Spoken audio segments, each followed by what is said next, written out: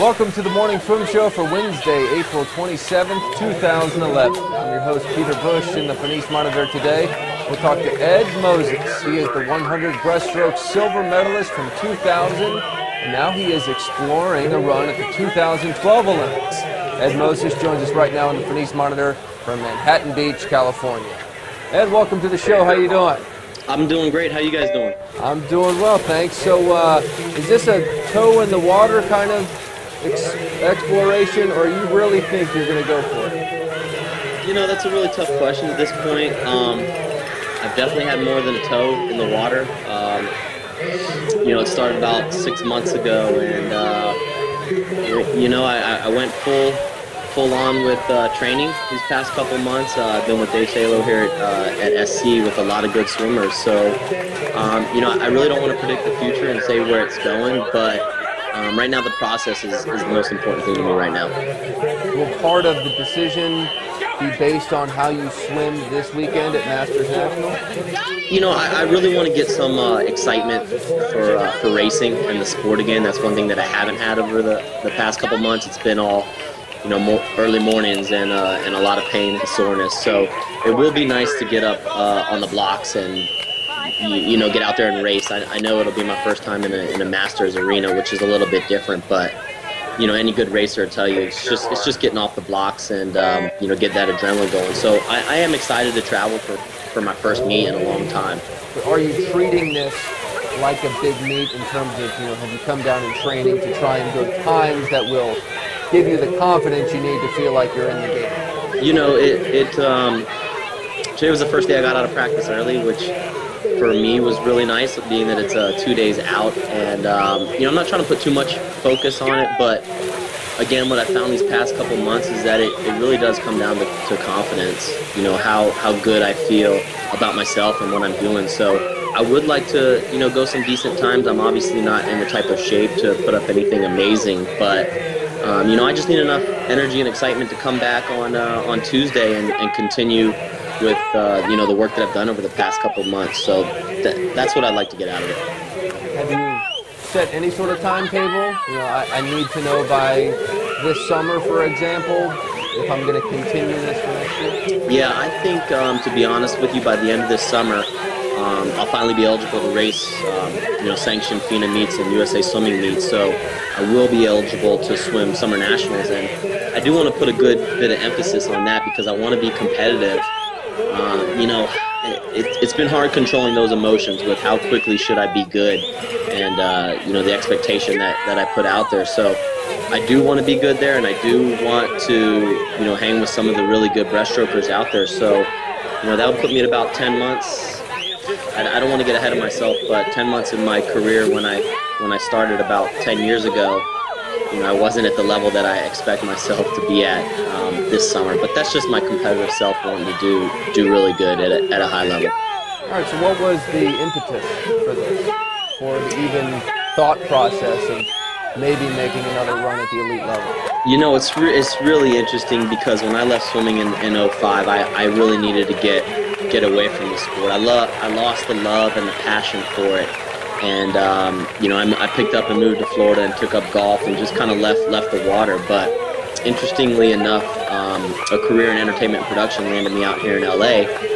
And, you know, as weird as it sounds, swimming started creeping back in my life in many different ways that I didn't see it happening. You know, I met up with some friends that were training here downtown LA at SC. And, you know, the same time while that was happening, Pan Pacs and Nationals were down at Irvine. So, you know, I went and watched that meet, and for some reason that spark started kicking up that I never thought would ever come back to me. Not even on a recreational level was I even in the water. And, you know, after watching some of my good friends swim really well, and talking to a few of them, I started to get that vibe again. And, you know, I figured I could get back in the water and, you know, start training and see where it took me. But I didn't want to do it again until I found that passion. And then during that time frame, some things just started bubbling up, and I really started to see myself possibly doing this again. So that's kind of how it all started about, 6, 7, 8 months ago. It's an interesting time for breaststroke. We don't really have a consensus best breaststroker in the world? I mean, I suppose the answer would be Kitajima, but it seems like it's more wide open than any of the other strokes right now. Does that have anything to do with you thinking, maybe I can do this? I think a little bit of my decision, had something to do with it. I think if people were going ridiculous times that were way better than I felt like at my best, I couldn't even do. My decision would have been a little bit tougher. But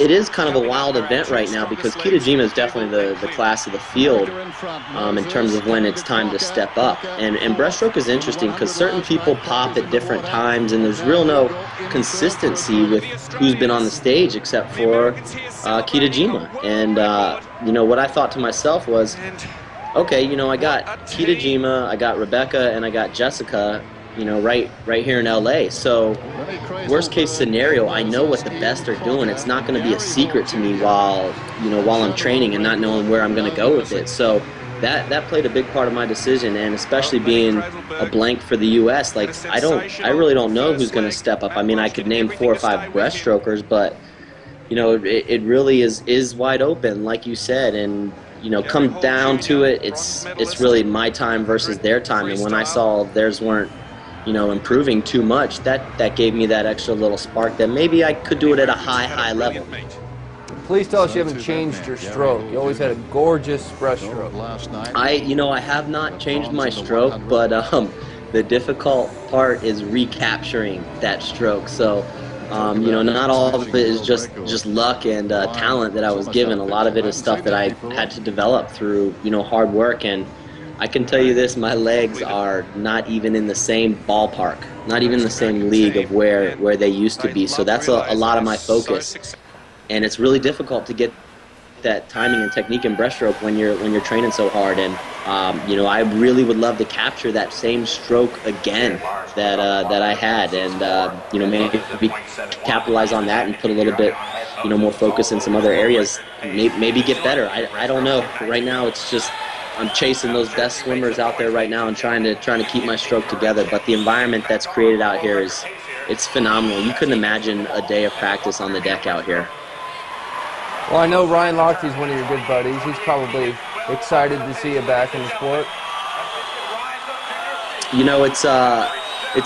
It's amazing what Ryan has done. What we really needed for USA Swimming and for World Swimming was a rivalry. And I think once Michael started walking away with things, it was only Michael that people talked about, and it was wonderful for the sport. But it really took a lot, away from the depth and away from people that I felt like have made the sport and still continue to carry it. So Ryan, just watching him develop and be such a successful swimmer has inspired me, and he was a lot of the reason why, I came back, because, just seeing how he continues to climb over the years is just absolutely amazing. And to know that him and Michael are going to go at it in a couple of years is going to be the show of 2012. There's no doubt in my mind about that. He's frustrating to me because I've trained with him a little bit in my comeback here, and he definitely beats me in breaststroke right now, as much as I hate to admit that. But he doesn't have many flaws, in his game right now. So, I love watching him and listening to him, and it does give me a lot of inspiration. Well, it's going to be fun to see out here in the Valley of the Sun for Masters Nationals. I understand you're going to have a little entourage. A film crew is going to be following you around. What's that all about? Yeah, I figured I'd never be able to have another chance to look back on my life in something like this. So, Ryan and I are doing a nice little documentary on the different types of ways to attack swimming. He's obviously the superstar right now, and I consistently get the jokes of the old man on deck. So we got a little show we're working on, and it's a pretty good show. It's it's a good look at the inside of the lives of any superstar athlete at an Olympic level that's trying to juggle life and be one of the world's best. But it's going to be exciting to get back there and race, and like I said, travel, race, be in the limelight again. I mean, that a lot of that is what people strive on, and I really back in the day, I remember a lot of that was what made me build on my confidence. So I'm looking to get some of that back, because I do need a light at the end of this tunnel, because it's a tough tunnel right now. The first couple of weeks, maybe month, were great, but after that, a lot of days sitting around where I'm shaking my head wondering if this was the right decision or not for me right now. But I'm just trying to fall in love with the process. Well, good luck with the process. It's good to have you back in the sport. I really appreciate that. It means a lot. So there's going to be a documentary with you and Ryan Lochte as the main characters? Absolutely. We've been working on it for about 6 or 7 months now. So ever since Pan Pacs closed last fall, we've been following around a lot of our lives. Me moving out here to LA and him juggling a lot of the brand new sponsorships and exposure that he's getting, and all the comparisons to Michael. So we're going to put out something really good, I think, for not just for swimming, but for Olympics and competitive sports at that high level. It's a really fresh look at our lives with not much of a censor on it, to be honest with you. We want people to see what you have to go through day in and day out. And Ryan and I are very different now. Maybe 5, 6 years ago, I would consider myself more like Ryan back then, but things have changed in my life from, growing up to being 30 to, running a professional business. And he's carting around everywhere in the world, from, Super Bowl to gigs with Gatorade and, lots of sponsorships, obviously Speedo, and living the high life. So it's a pretty cool story that we're developing. I was going to say, it seems like I'm envisioning part Chariots of Fire, part Jersey Shore. I like the Chariots of Fire. Jersey Shore is maybe a little bit of a stretch. We could tone it down from Jersey Shore, and you could probably get the idea of that. But it does have, more elements of character and what we're about and the lives that we live in swimming. You're not going to, find a swimming documentary here, because everybody, shows up on deck at that level and knows what it takes. But, the lives and the challenges and the ups and downs, from family to social to financial, it's all in there. I would call it more of an entertainment documentary than it would be information. So I try and keep the training secrets to myself. All right, Ed, good luck. Thanks a lot for joining us. Yeah, absolutely. Thanks, guys. See you this weekend. All right. That's Ed Moses joining us from Manhattan Beach, California. From 1992, I think of Rebecca Soni, and I think of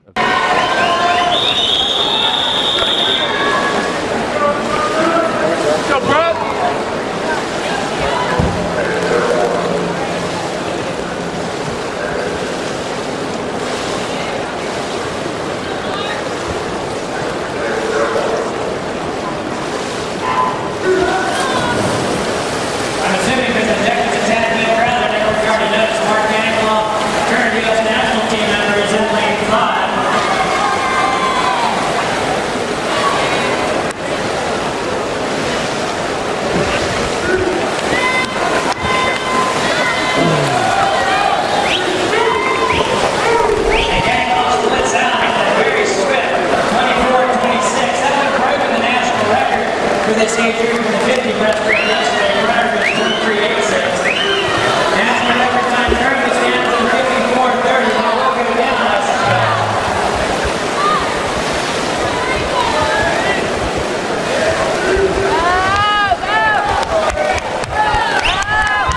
Moving on to second place is Kyle Pearson. This is Mark Daniel. That's like America.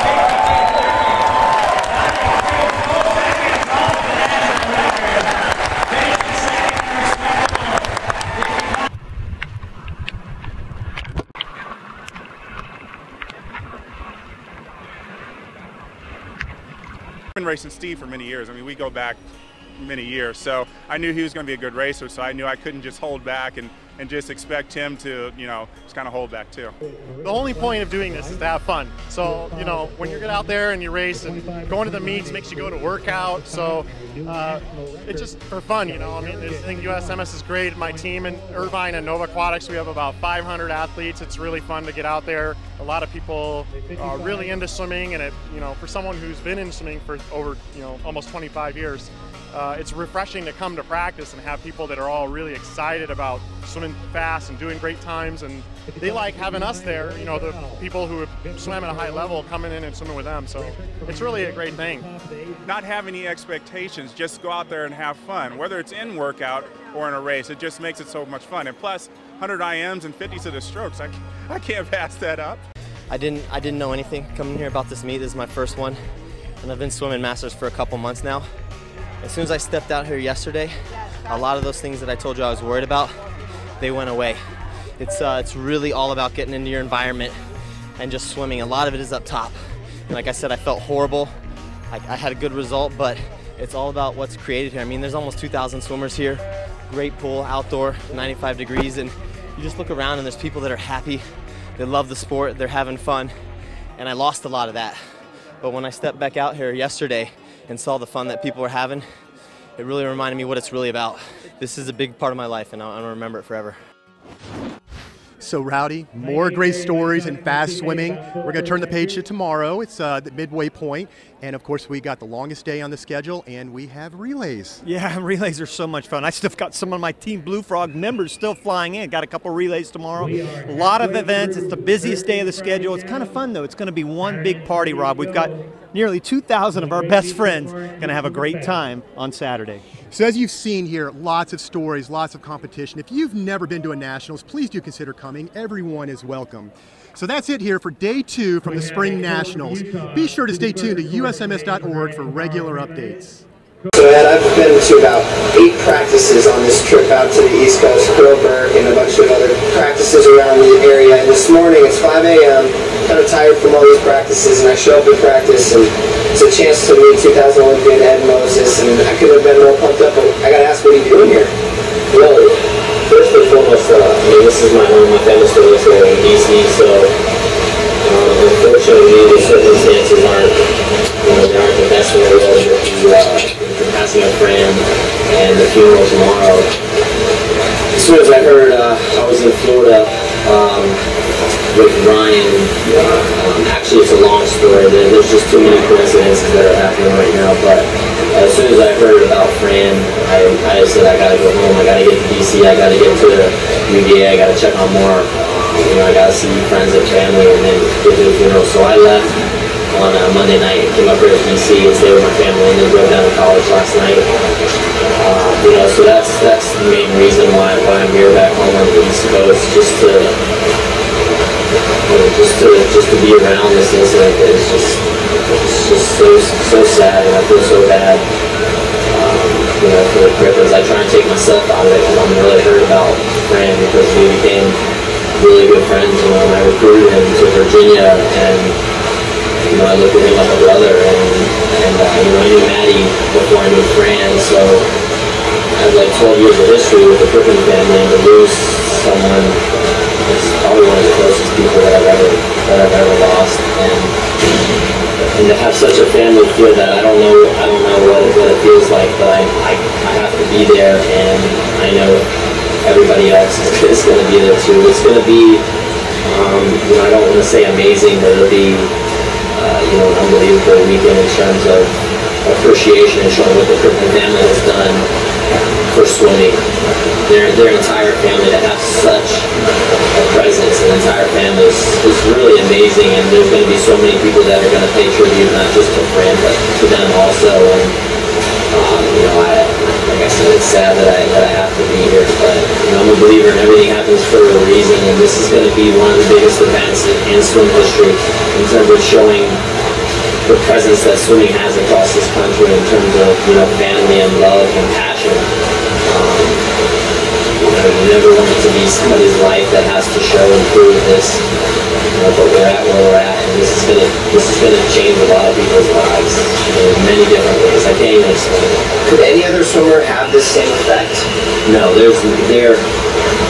don't want to say that by losing someone that there's nobody else that could have done this, but anyone in the Griffin family, it wouldn't have the same effect as this does because of the wide variety of people they've touched from the time they were all like 3 or 4 years old in the past 20, 30 years.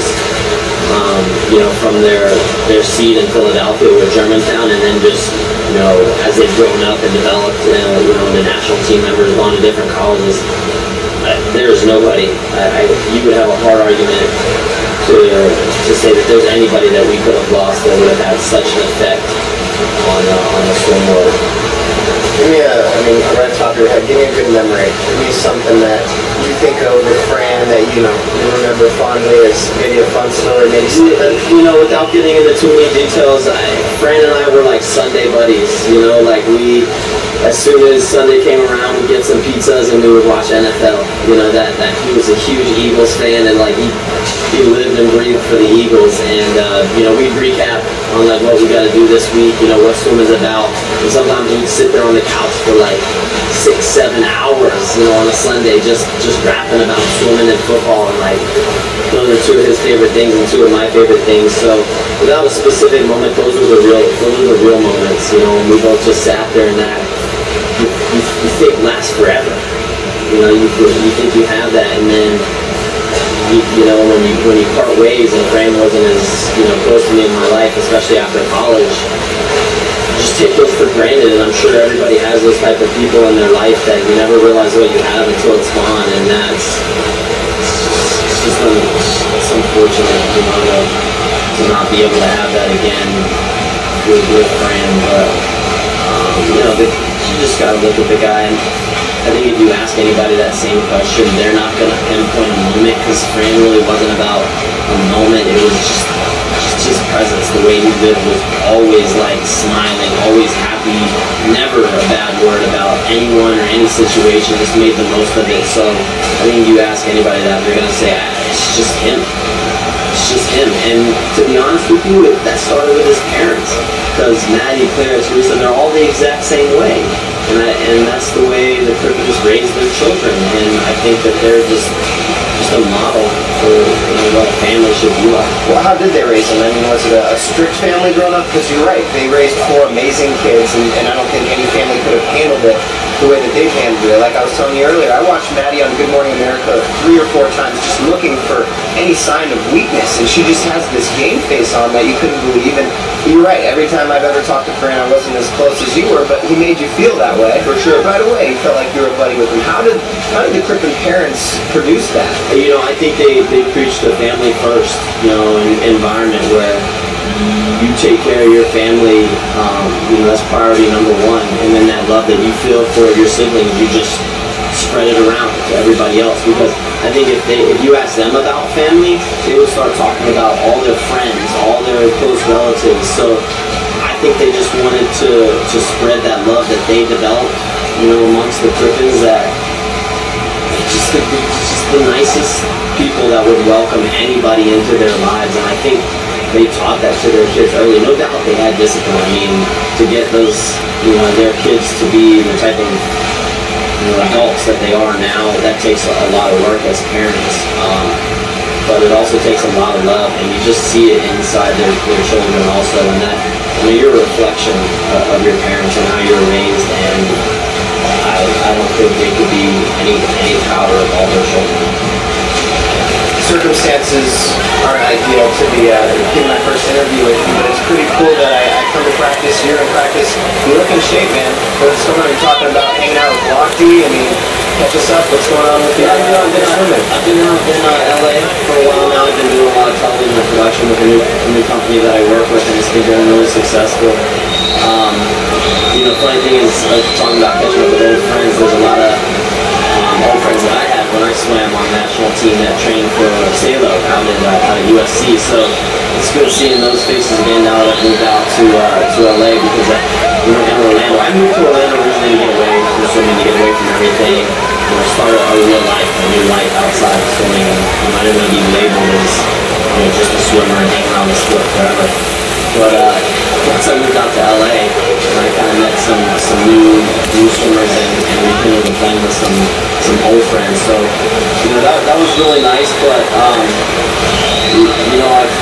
after watching nationals and Pan Pac, it was kind of a small spark in me when like I said, I left swimming. I didn't want to be around it. So now that I'm around it again, it's interesting that this little, fire like comes back. And I've been in the water like practicing a little bit, but at USC, no, I'm not good enough to do tape at USC. I kind of just jump in on my own. I sneak over to the Rose Bowl in Pasadena, which is actually pretty funny because that's where we were in 2000. That's where we had our training camp in 2000. So we spent a week there before we went to Sydney, and now it's like full circle that I live 15 minutes away from there. And that's the first time that I jumped back in the water, because I haven't been in the water in 5 years. The first time that I jumped back in the water is at the Rose Bowl where we trained. I was like, this place just doesn't look the same. I'm like, and I'm sure that's just being 10 years older and not really remembering that moment, but it was weird to me. That was really weird when I went back and I was kind of stretching and looking around like, I really about to just jump in the water after 5 years and at the same place before I went to the Olympics. But I had a couple things spark for me. One thing actually, Ryan's a really good friend of mine, and once I moved to Orlando, we became like really best friends. And he's having like an amazing time with swimming. Like he really is the new Hopkins. Like it's ridiculous. I got to see him practice and swim with Troy, and I've never seen anything like this. Really, in terms of like talent, and now him starting to put like a major work ethic behind it. I've never witnessed somebody look so natural in the water. And after I saw him swim at Nationals and Panpax, I was like, this kid's got it. Like he's always been my friend. We've never had nothing to do with swimming. I just think we're like similar people. But once I started to see him in the water, I was like, if he keeps his head right for the next 2 years, look out. Seriously, look out for some damage. Look out as in like he could top Phelps' performance from 2008? How does he top that? I mean, how do you, first of all, when you top Phelps in 08, you're like, it's not doable. Yeah. It's not He was doable. lucky to do it. It's more than just winning 8 separate races. There's planning, there's fatigue, there's strategy. It's not just getting out and racing and winning. There's no doubt. There's no doubt luck. You have to have luck. You're going against 8 other entities that specify that one race, and you have to take them all down. On paper, it doesn't happen. When Spitz did it, he had a lot more in his favor. A lot more. Now there's just so much science and technology. People want to win 1 gold medal. Just one, because it takes so much concentration on that event, and you have to do it 8 times. There's just so much involved. And you look at what Phelps did, and you're like, it's not going to happen. It's not doable. And he showed that whatever pressure was put on him, he answered the toll. And when people ask me, I'm like, what do you compare it to? And I'm like, I think it's the greatest athletic performance in your discipline ever. If you look at track and field, I'm like, it's like you being the quarterback, throwing the ball, running and going and catching it. There's no comparison. And then kicking the extra point. Yeah. It's nothing. It's like if you ran the mile and you ran the 100. That's how good it was. Like there's nobody that's ever done anything like that. And you can do the high jump pretty well too. Absolutely. Absolutely. So when it happened, I was like, you need to pay respect for that. That's unheard of. Okay, now where are we now? You look at Ryan and you look at what's been done before, it's doable. It's really doable. It's like, when you talk about the Roger Bannister mile, once you see it can be done, things start changing in your mind, like for sure. Let's look at the events. I mean, I'll go through them with you. Look at them right now. Yeah. He's talked about 10. We've had him on the morning swim show, and he's talked about taking on a 10-event schedule. I can see it. What 10 events? Okay. We'll do the relays. Okay. So we got both all 3 freestyles. No, sorry, both freestyles and the medley relay. So there's 3 right there. Okay. Does the same thing, 100 back, 200 back. 100 back's the key because that puts them on the relay. Yep. That puts them on the 4 medley. Yep. Okay. 2 IM, 4 IM. Yep. All right. 200 free. Yep. Now you have to decide if it's going to be 100 free or not. Okay. If he wants that medal, that's going to be the toughest one, I think. Then what other 2? If I had to pick one, you only need 1 more. That's 9? Yeah. Okay. That's 9. If you had to pick 1 more, what would you pick? 200 fly. No way. 200 fly? No way. Absolutely. You think he can beat Phelps in the 200 fly? If you go back and look at his splits in the 400 IM, how far was he off at the opening 100? Couple tenths? Couple tenths? Put no focus on it. Put no focus on it. It's not going to be the 400 free. It's not going to be the breaststroke. I think it would be 400 free before 200 fly. I mean, he's obviously got some competition no matter where he goes, but if he's going to try to do something crazy, and he's going to go, it's like going into Phelps' backyard while you're trying to steal his glory right on his coattails. Has he not done that already? Yeah. It's awesome debate. I love this, because you don't really get a lot of these kind of debates. So it's fun to think about. To be honest with you, it'll come to scheduling when they come out with the scheduling events, because that's what was most important for Phelps in 08. Yeah. Like when events fell, you're not going to be able to pull me back to back, so we got to look at it. You're not going to be able to on day 5 have a race warm down and turn it around for a 400 free. It's not going to happen. If anybody could, Lochte did. I mean, he did it at trials in 08 with that 200 anybody, but this is you're talking like 15-minute turnarounds at the Olympics. This is, I love it. I love it. Like when I see him and hear him, for him to just say those and I believe him. I'm like, this cat is for real.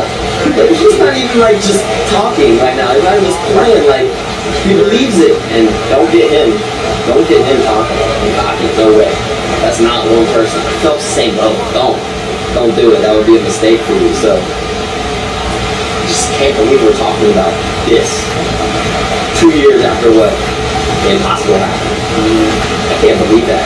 People were like, this will never, ever, ever, ever, ever happen again. And I don't think we're out of the ordinary while discussing this right now. I think this is a legitimate topic. I'll throw out a different event that he could possibly do. How about the 100 breaststroke? Because I'll be honest, in America, it's kind of wide open, Ed. That's got to be one of the sparks that you saw at the Impacts, right? Listen, you know, that was one of the hardest things for me to look at. That the times 10 years later, I went that time in 2000. That makes me the national team. I'm on national team for a time I went 10 years ago, a decade. You know, that's kind of crazy. I mean, if you want to push it even more, let's go back to 92. Mike Perriman makes the team. That's going to be 20 years ago. Mike Perriman makes the national team. There's no other event like that right now. And you know, when it happened, I'll be honest, my first thought was, oh, Brendan's got to be chomping at the bit. But then I saw you in the pool this morning. I was like, this makes sense. This is wide open, man. Any chance for 2012? You know, I don't know. I really don't know the scenario. I'm 30 years old now. A lot of things are different in my life. You know, part of the reason why I am back in the water is because, you know, I'm inspired by Ryan, and Ryan, as easy as it is for him to say something to me and push me, he made a little bit of a bet about something that I would or wouldn't do, you know, for a substantial amount of money. And I'm like, Ryan, let's just enjoy the weekend in Vegas. You had a good week at Pan Pacs, you know. He was like, we're gonna talk about this again. And I'm like, we'll talk about it later, you know. But a swimming related bet? Oh, for sure. For sure. It's a swim related bet on what I can or can't do, you know, in the next 2 years. And that's Ryan, you know, he wants to push me, he wants to stimulate me, and I'm not scared. I mean, I'm back in the water on my own, you know. I don't want anybody to really know, you know. I don't really care what other people think this time around. I'm gonna figure it out on my own if I do this, but it's just ridiculous seeing that. No downplay on what the breaststrokers are doing right now, but let's be honest, as an athlete and a competitor, how could you not look at that and be like, are we serious right now? We're hurting. We're hurting as a U.S. team. You know, the world, you know, is a little bit better, but as an American, I have to say to myself that, like, there's got to be some pride here that whether I do it or not, I have to do something, you know, for my country, because that's what it's about in the Olympics, is representing your country, your family, your team, your loved ones. And there's an opening for that needs to be filled. Needs a void to be filled. It scared me, honestly. 2 or 3 years ago, I'm like, I'm glad I'm not swimming. Like, people started going ridiculous times, but that suit was a game changer for breaststroke. You know, you look across the board, it's a game changer. When I lost my record in the 200 short course meter breaststroke, I was like, this is right here. You know, but when people ask me, I'm like, you know, it doesn't bother me and everything, but I'm like, that's not true. when you set that record, you were going against a guy who now is still on top of the world. You say you're 30, Ed, but I mean, the guy who you were beating back in 2004 is still there on top of the mountain, man. I mean, so if he can do it, why not you? All the factors point to it, you know, in terms of the outside factors. I just have to find the internal factors, you know, the training, the mind, the body. And that's part of the reason why I am in the water right now, because, you know, I don't want to look back 6 months, 8 months from now and be like, I missed it, you know what I mean? I should have earlier, I just missed it, but all the swim reasons are there. They're all there. They all point to it. You know, friends and family are like on me all the time. That's why I left Virginia originally. I was like, I just don't want to hear it. You know, at 25, I don't want to hear it. I lost the passion for it. I don't love it. I don't want to show up here when you see me at 4:50 in the morning. You know, but now I was like, let's do it. I'm excited. I got an opportunity this morning to come here, see my old coach, and try and impress him. So he was like, you should come back. You know, I want that now. You know, I think I found it internally. This school's gonna be tough. You know, I'm 30. Breaststroke is no pickup stroke. You know, you don't pick up where you left off. There's a lot of flexibility and strength stuff that I will have to work on if I choose this path. But it's wide open. You know, 2012 in London is wide open. But you know, we'll see. I want to take Ryan's money first. That's for sure. That's more and more of that. Yeah, there's a bet. You know that there's a certain time and a position and amount of time that I have to do it. Unfortunately, I can't compete for 9 months if I do it. You know, because I have to get drug tested before I come back. So. Summer Nationals has a little bit of weight on it, let's just say. So you could steal the world championship thunder by putting up something great at Summer Nationals. You know, I've done that before. I did it a year out of the Olympics when I went to the Pan American Games, and the Pan Pac team was picked already, and you can't add, you know. So I like that position. I've been there, done before. If I had to reflect on what I need to do now, it's what I did in 1998. Fresh again, I'm fresh to the sport. I'm going to act naive, I'm going to put the blinders on. I don't care what anybody else is doing. I don't care what USA Swimming's doing. I don't care what the world scene's doing. It means nothing to me. I'm day at a time, and I know if I can do that, it'll add up. It'll really add up, and I think that I still have potential to scare people, so maybe. So are you going to do it Lezak style and train on your own at Rose Bowl, or are you going to pick up a coach out there in LA? Because I think there's a pretty good breaststroke coach out there in LA. Yeah, it is. He's got a pretty good girl. I can't remember her name off the top. Yeah, Rebecca Sony and Dave Salo. Well, it seems like a pretty good match. You know, I've swam for Dave before. I picked up one time and went and lived with Lezak for a couple of weeks and swam for Dave. I love Dave. Him and I see like eye to eye on a lot of issues, and because I'm out in LA, it would work. You know, I don't think I can pick up and go somewhere and change it up, you know, right now, but I think anybody would be like, you're talking about that like it's an issue, when in my backyard I have Dave Salo, I have Rebecca Sony, Jessica Hardy, and Kita Jima. Okay, and I talked to him 2 months ago. He's going to stay in LA for a year. You don't think he'll be surprised if I show up on deck one day and I'm like, hey, do you think I could jump in your lane? You don't think he'll be like, is this how you be here for real? But he don't speak that good English. You know, like I mean, you say something and then... Do you think he'd be scared? Excuse. I watched that 2004 race, man. He just owned him in that World Cup race. You can't scare Kita Jima. Look, he doesn't get scared. You know, he's got what it takes. He's got what it takes, but I think he would, if you look back on paper, I think I'm like 6 for 7 against him. He's starting back in Sydney. A lot of people don't know that. He was in Sydney in the outside lane, but his stroke was totally different. His whole ball game was different. But I think he would make some phone calls with people to say, you're not going to believe this. Guy just jumped in my lane today. And I'm going to be like, hey, you know, I'll go second for a little bit, but give me a couple months and I'm going to go in the lane beside you. Okay, and you're going to have to look over and you're going to have to see me. But I think that's what's going to keep me like happy and excited for the sport. You know, that it doesn't matter what happens in 2 years from now. I got other reasons that I'm going to love the next 2 years if I pull this off. Like, I don't care what happens in 2012. And I think if I can believe that, it doesn't matter. Is it a good thing to be training with him? I mean, you haven't really been in that situation next to somebody who can keep up with you in practice. I don't lose. I don't lose in practice. I've never lost in practice. After 2000 came around, I don't lose hardly anything. I mean, I'll lose some other stuff now and then with freestyle and other sets, but when it comes to breaststroke, I don't lose. What happens when you do? I think the first couple months are going to be what I need to see what it's going to take. And I think if I show any type of improvement and advancement, one, it's going to boost my confidence, and two, he's going to know.